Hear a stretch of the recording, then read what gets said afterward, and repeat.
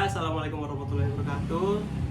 Saya Sifarito Mahesa dari kelas tes 22C akan membahas tentang segitiga exposure atau segitiga fotografi. Ini ngapain sih? Oke, balik lagi. Apa tadi? Segitiga exposure, yaitu ada shutter speed, ada aperture, bukan diafragma, dan ada ISO. Kita masuk yang pertama ya. Ya, yang pertama bisa dari shutter speed dulu kali ya. Shutter speed dulu yang umum lah. Mm-mm. Karena semua kan orang kan pertama ya kamera dipegang dijepret pakai shutter speed kan. Betul. Tombol Jadi- shutternya yang dipencet. Ya itu. Jadi shutter speed adalah kecepatan untuk menjepret.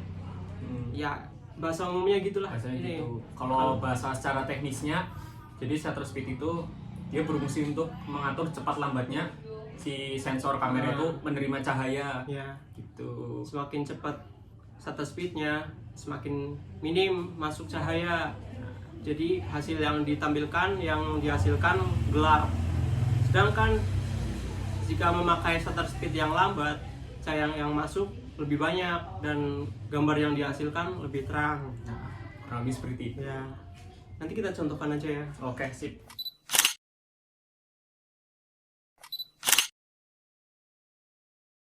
Yang selanjutnya adalah aperture. Aperture apa tuh?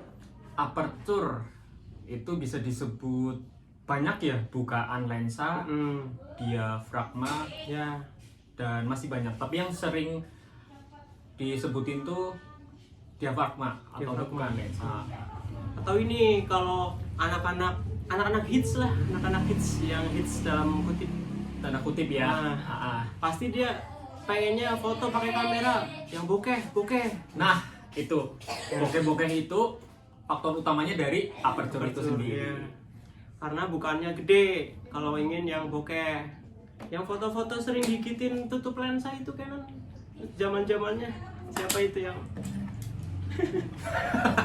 yang biasanya begitu itu dulu ya. Tren 2010. Kalian pasti ikutin. Nah, jadi aperture itu sistemnya jika dia bukaannya makin lebar, maka cahaya yang masuk lebih besar dan foto yang dihasilkan akan bokeh, belakangnya blur. Semakin besarnya bukaan aperture, itu angkanya akan semakin kecil. Untuk aperture kamera ini, dia bukan terbesar, terlebar ada di 3,5 dengan lensa kit. Dan untuk bukan terkecil atau yang cahaya masuk lebih kecil itu maksimal di 22. Jadi semakin besar bukaannya, dia di 3,5, cahaya semakin banyak yang masuk. Nah, jadi gini guys, kalau shutter speed itu 1/4000, 1/8000, dia kan makin cepet tuh. Ya, Nah, dia jepretnya makin cepat. Tapi kalau aperture itu kebalik, semakin besar itu berarti angkanya semakin kecil. kecil. Misalnya Bukaannya. bukan besar, oh pakai aperture berapa tuh? 1,8, 2,8 dan lain sebagainya. Sedangkan kalau pakai aperture yang kecil, katakanlah pakai yang di f22 atau f16. Nah, itu termasuk yang Maksimal kecil. 22. Jadi berbalikan, nggak selaras seperti shutter speed. Shutter speed, ya. Gitu. Dan untuk aperture ini dia juga mengatur tentang area fokus. Nah, kenapa foto bisa bokeh? Karena bukaan Diafragma ya. diafragma yang besar itu, semakin dia besar bukaannya, ruang fokusnya semakin kecil. Ya. Nah, jadi orang ketika ngefoto cuma ngefoto muka, belakangnya itu berarti belakangnya bokeh. Nah, berarti mukanya aja yang difokusin, Ya. yang belakang nggak masuk dalam area fokus tersebut. Itu. Begitu juga sebaliknya. Oke, nanti kita tampilin hasilnya juga. Iya.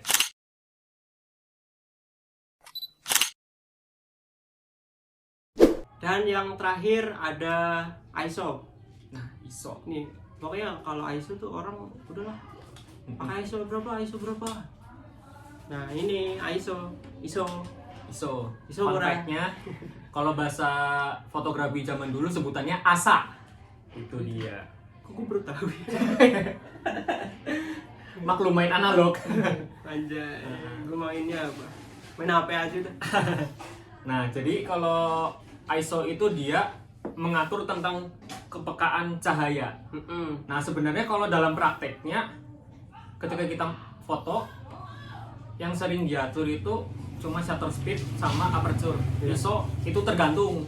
Misalnya kita foto di tempat yang gelap, kita udah pakai bukaan yang besar, shutter speed yang lambat, tapi fotonya masih gelap juga. Nah, solusi terakhir kita pakai ISO. Tapi ada risikonya. ISO semakin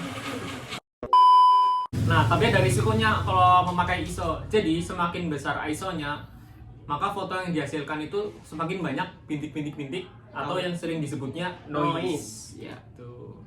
Jadi nggak bersih hasil jepretan kalian. Dan itu juga tergantung dari kemampuan kamera ya. Misalnya semakin besar sensor kameranya, nah dia memakai ISO yang besar, katakanlah 12.000 atau berapa, itu masih bisa nahan. Tapi kalau sensor yang kecil, katakanlah dia cuma memakai 800 atau 1600, noise-nya udah berasa. Jadi setiap kamera punya karakteristik ISO yang berbeda-beda dan kemampuannya beda-beda. Tergantung gearnya ya. Tergantung dirinya. Betul. Dan biasanya kalau di dalam ruangan itu kita pakai 1000 aja udah nice ya. Udah. Harus ada tambahan lighting lah paling enggak. Biasanya yang udah rentan di situ DSLR. Iya. Entah Canon, Nikon, dia aperture, kalau aku pribadi pemakaiannya paling maksimal itu 400.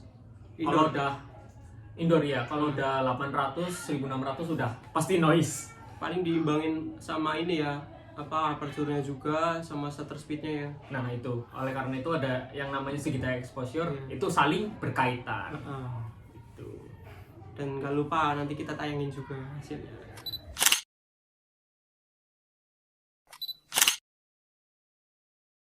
Ya mungkin segini dulu videonya mengenai segitiga exposure atau segitiga fotografi.